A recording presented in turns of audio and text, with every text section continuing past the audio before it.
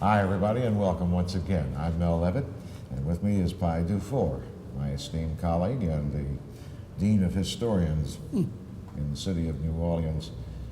We're ready again to embark on an excursion into our historical past, as usual, traveling from location to location that has some history in it. Very quickly, today, Pie, we're seated here in the old U.S. government mint, and you really should drop by and see it for yourself. Some of the historical exhibits are beautiful. The history in itself is something that we'll get into later on. But this time, to start our new season, we thought we'd deal with New Orleans' famous celebrations and occasions. You know, almost the smallest occasion can be made into an event in New Orleans, and history will prove it true. And that includes everything from visiting dignitaries at the presidential to the royal level, to actually building funeral columns and staging funerals where there was no body, believe it or not. And that seems kind of strange to me. A mock funeral, but it has happened. We were pretty much specialists in that particular thing, Mel. Throughout the 19th century, they had 3 or 4 of them. Well, before we get to the mock funerals, let's start with a date. And we're going to do this chronologically to put it in perspective. Obviously, we've been inspired by the Pope's visit, which may be the biggest of all time, but there have been many others, and let's begin with the return of Andy Jackson. Well, you know, after the British had withdrawn, the last British troops left Chalmette about the 19th of January. They hung on for 4 or 5 days after the battle. And after they left, Jackson proclaimed the 23rd of January to be a day of prayer and a day of Thanksgiving. And so they had this big celebration in the public square, the Place d'Armes, which is of course Jackson Square, and in the cathedral, and it was quite a deal. They had this, the architects and the scene painters at the theater, they designed this tremendous triumphant arch. And Jackson, when he came up from Chalmette, of course, and from his headquarters somewhere else in the city nearby, he marched under the arch. And 2 little girls were sitting or standing on pedestals, and as Jackson passed, they put this wreath on his head, a laurel wreath, it was said. He was met at the door by the Abbé Dubourg and escorted to a seat of honor, and then the ceremony went on. There was a Te Deum sung. Singers from the opera company participated. Bells rang all over the city from every church and every possible source. Ships in the harbor had flags all over the place, and the crowds were just apparently, judging from the descriptions, the crowds were mammoth in those days. Now we're talking 1815, huh? 1815, yeah. And of course, New Orleans wasn't a very big city at that date, but everybody seemed to have turned out. Nobody stayed home. Well, we've been in American City, actually, I guess, for 12 years, or at least since the purchase, but one way or another, the Triumph Arch, let me intervene here just a moment, Pie. You're talking of something that was similar in construction to the Arc de Triomphe. Along that lines, yes. Just to give people a scale idea. But the thing about it is that the hero, under the concept of the triumphant arch, the hero marched under the triumphant arch. You go all the way back to the Romans. In Rome, there are half a dozen triumphal arches, and throughout Roman Europe, there are there's one in Orange in France. But the idea was that the hero walked underneath the triumphant arch, which was appropriately decorated with such things as the statue of freedom, the statue of justice, the statue of wisdom. All these allegorical figures adorned this thing.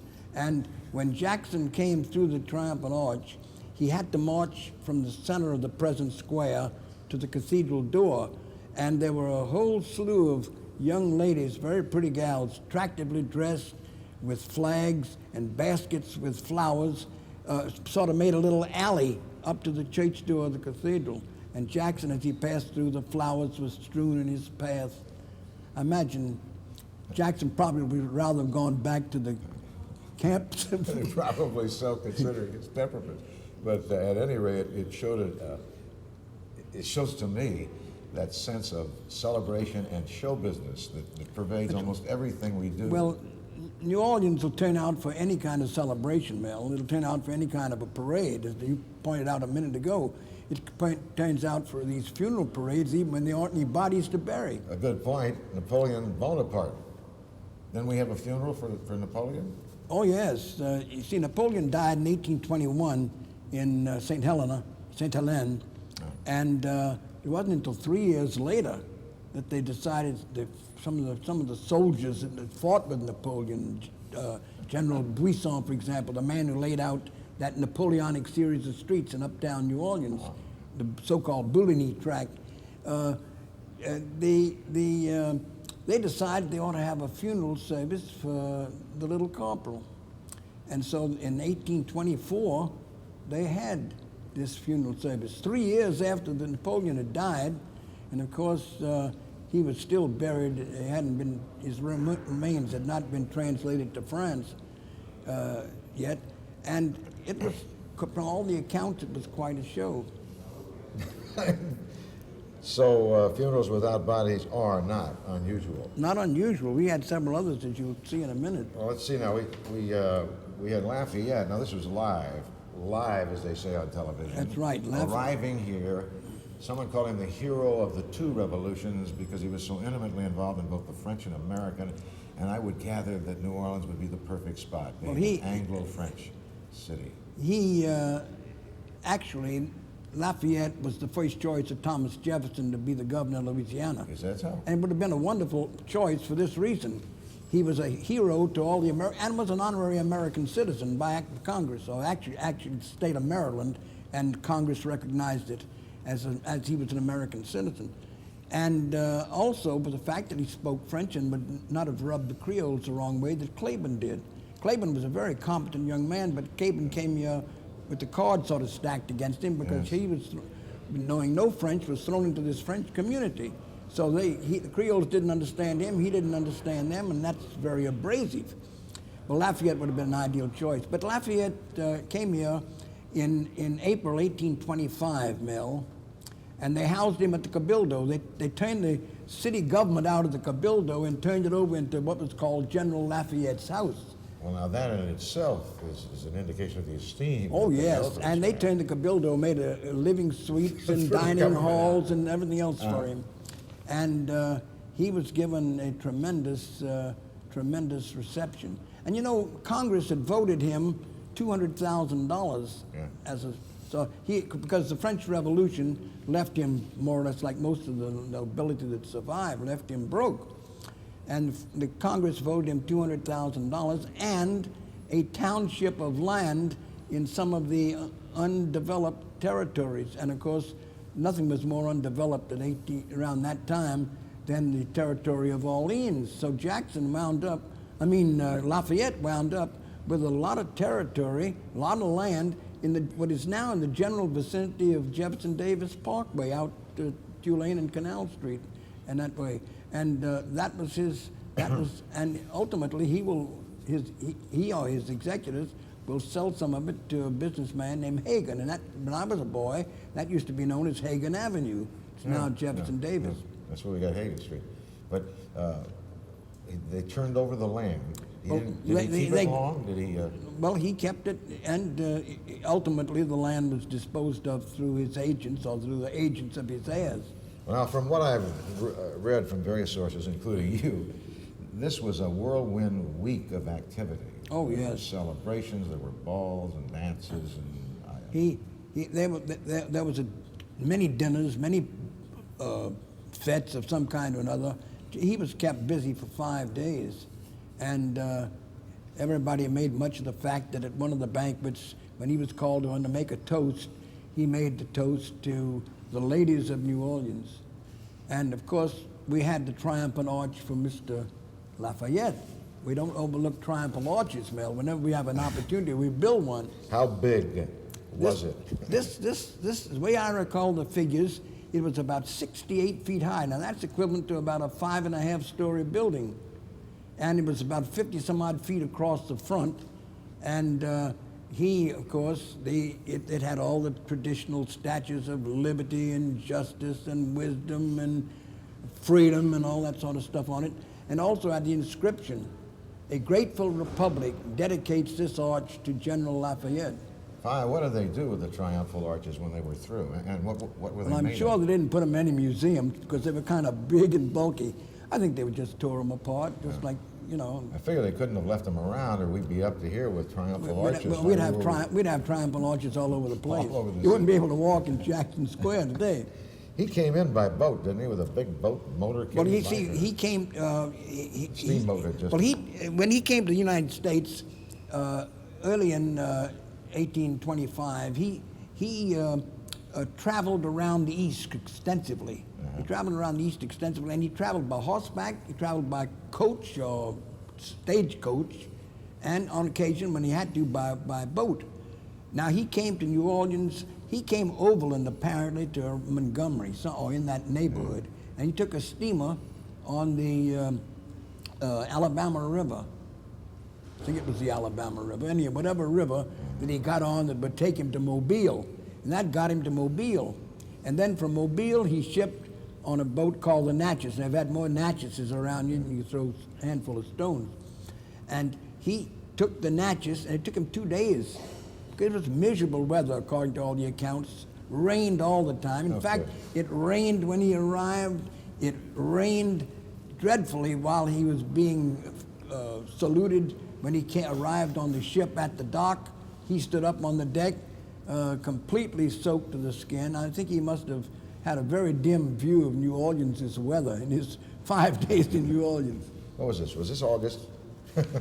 This was just about this time of the year. Just about this time of the year, I can understand. Actually, he was here in April, actually. You know, that must have been an incredible thing.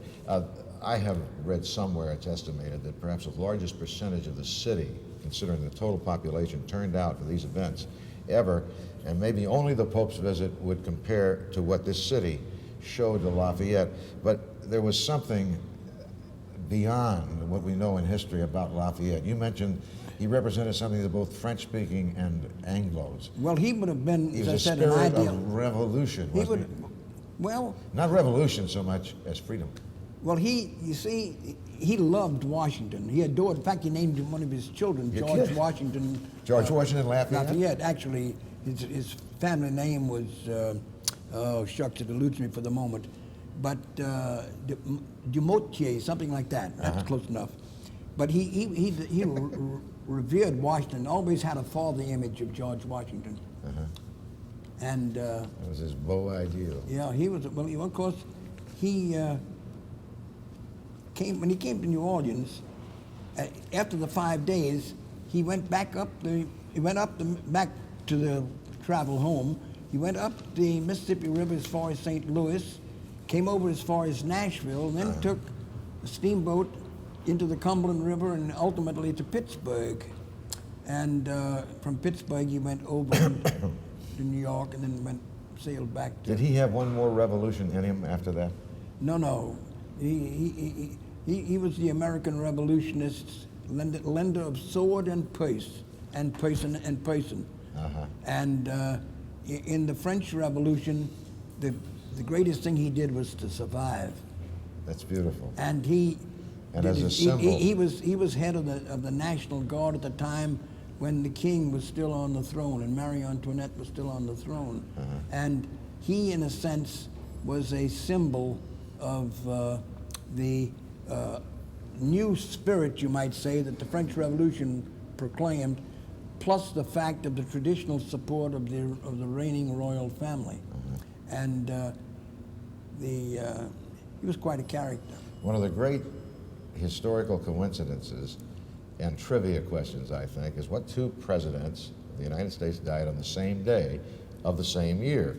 And they're John Adams and Thomas Jefferson. I think they died on the 4th of July. 50th anniversary. The 50th anniversary. 50th anniversry of the Declaration of Independence. In 1826. Well, New Orleans, of course, could not let such a thing go unattended. No.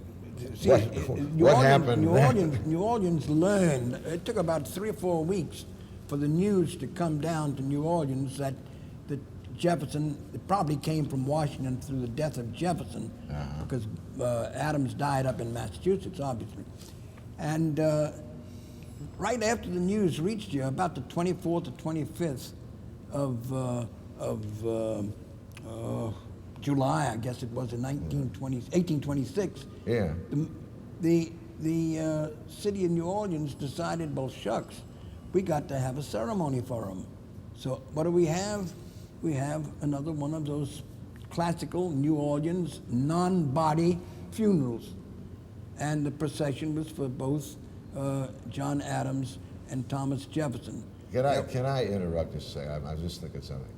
Is it any wonder that we have this particular custom? And I don't know that there's any association at all, but certainly the atmosphere is there, of the attitude of ceremony. I'm talking now about funerals where, as we know, we bury and then rejoice, we celebrate. Now this was, of course, I know, quite solemn, but the attitude toward funerals is what I'm getting at, Pye, being so unusual here in New Orleans. Well, I don't suppose. I'm not sure. I'm not sure I buy that, Mel. But it's, I didn't think you would, but I was going to run it by. It's a good concept. It's a good concept. It's a good concept. But anyhow, the idea of the extensive ceremonial, and also it's a. But what I think the striking point is this. Yeah. When New Orleans determined to have some kind of a procession or a ceremonial, even a funeral procession, they didn't need a body to make it a success. You see, you follow that? I got it.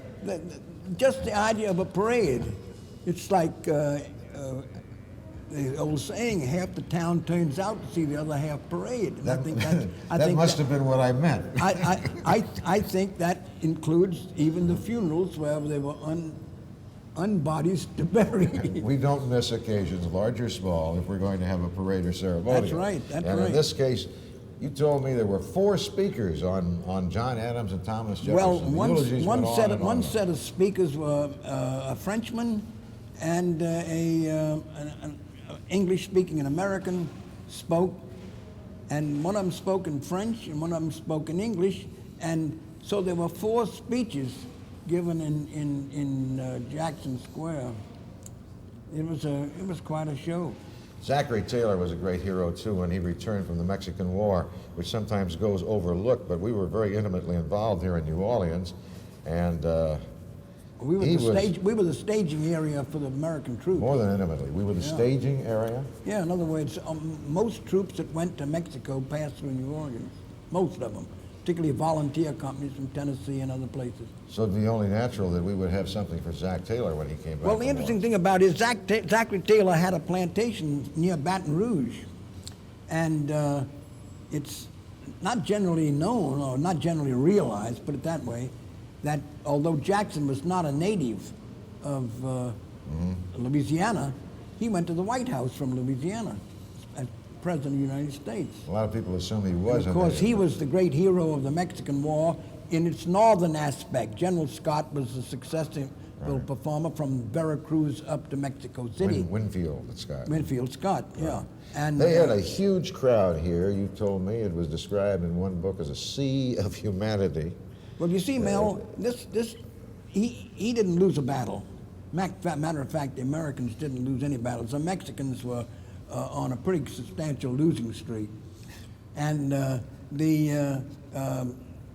Taylor had been the victor at Palo Alto, at Resaca de la Palma, at Monterey, and at Buena Vista.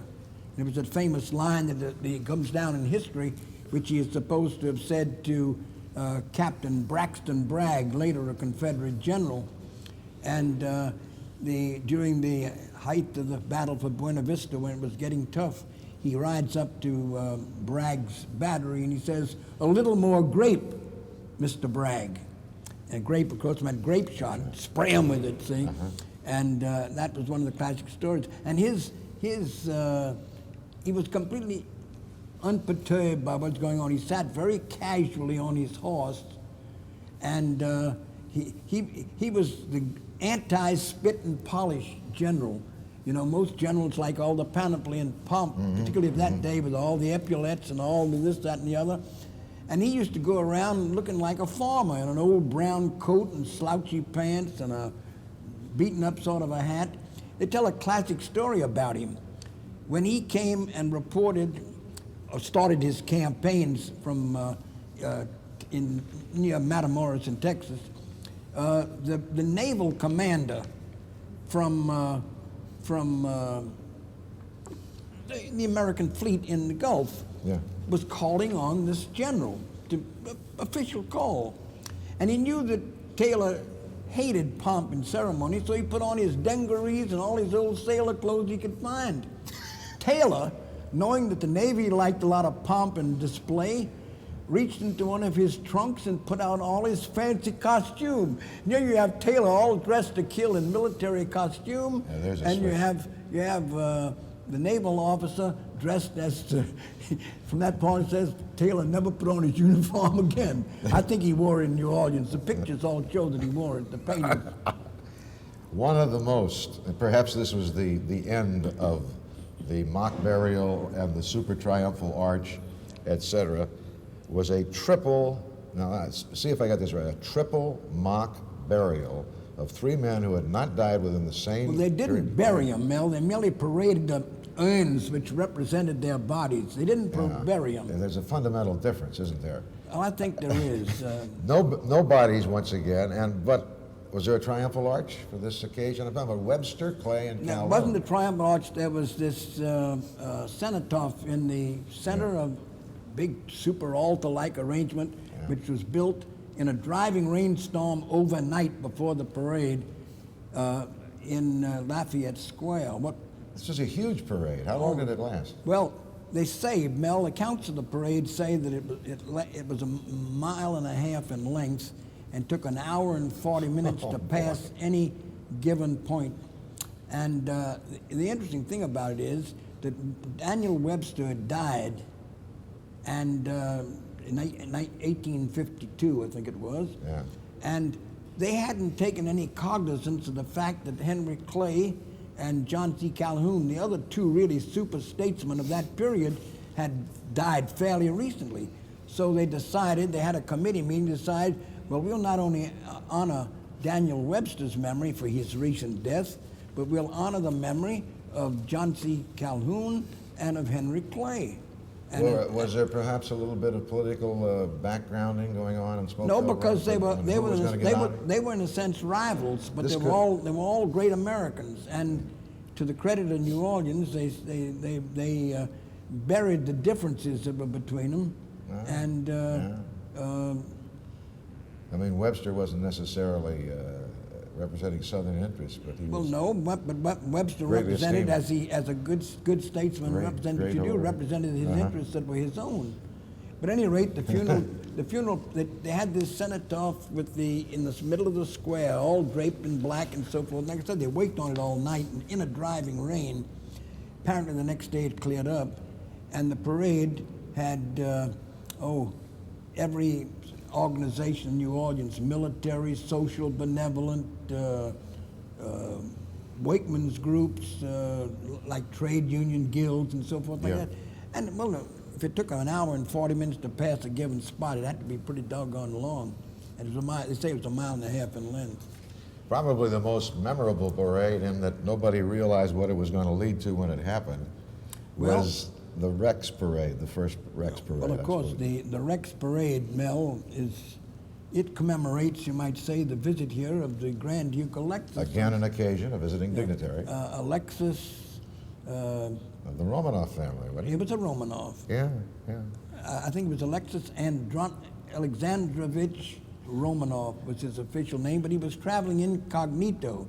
And to maintain his semi-privacy, he only went around with a couple of battleships. How do you do that? Well, when you're the Grand Duke, heir to the throne. Well, the Grand Duke came, and the Rex Parade was dreamed up in a hurry because nothing was planned for the daytime ceremony, and so the Rex Parade came into being. The Grand Duke, in due course, after staying here 4 or 5 days, and of course there's a romantic story that he was chasing this gal who, Thompson gal, Lydia Thompson, who was playing in a play called Bluebeard in the Academy of Music, I think it was. And that story has been told and retold, even to the point where they say that the song that she sings in the play, If Ever I Cease to Love, was such a favorite of the Grand Duke's that they decided to serenade him with it when every band that passed City Hall. That's what we call Gallia Hall today at Lafayette Square. Well, when Leonard Huber and I wrote the book on the history of Rex back in 1972,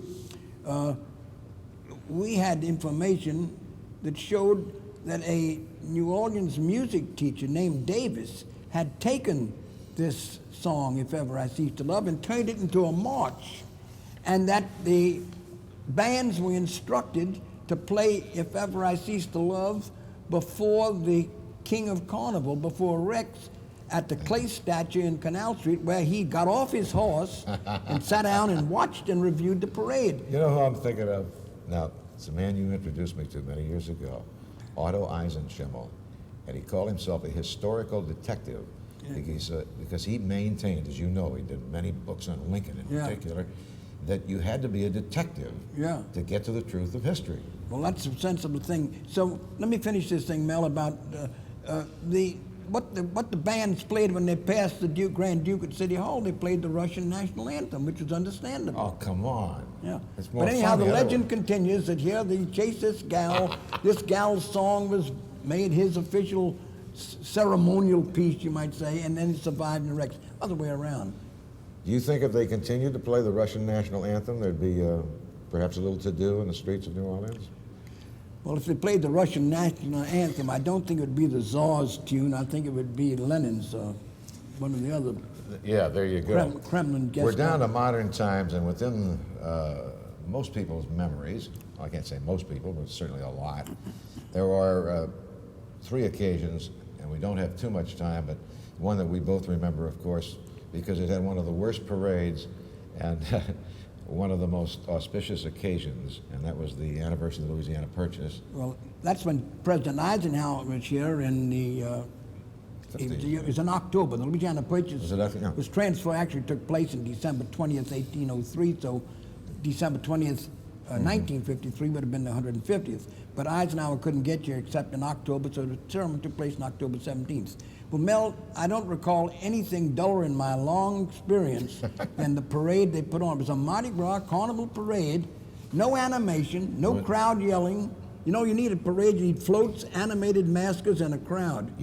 All you had was the floats. All you had was the floats. Yeah, the maskers looked like they were dug up out of one of these non-body funerals. It was a mock parade. It was a mock parade. And the other two I was thinking of course, was the 150th anniversary of the Battle of New Orleans and General de Gaulle's visit. We're about to run out of time, but I'll never forget the man was so overcome with emotion at one point that he left his Secret Service guards in absolute horror as he went out to shake hands with the people. Well, you know, I was fortunate to be able to shake hands with General de Gaulle because I was about to leave the square when he comes walking in with the French Consul General here. The French Consul General just said, Dufour, shake hands with the General. I shook hands with him. I don't know that he put it in his memoirs. What did you say? Did you say something I don't in French? remember saying anything. I was scared. He was an awesome person. Yes, he was. How tall? 6? Well, he's tall enough. He could have been a basketball. 6'6", yeah. If he'd lived over here, he'd have been a basketball player. Yeah. And of course, there was something about the spirit of New Orleans with its Gallic background that made this more than just another occasion. But then there have been so many great occasions, and we've just touched the surface. Thanks a lot, Pie, for joining me again. And we hope to see you again next time. Goodbye.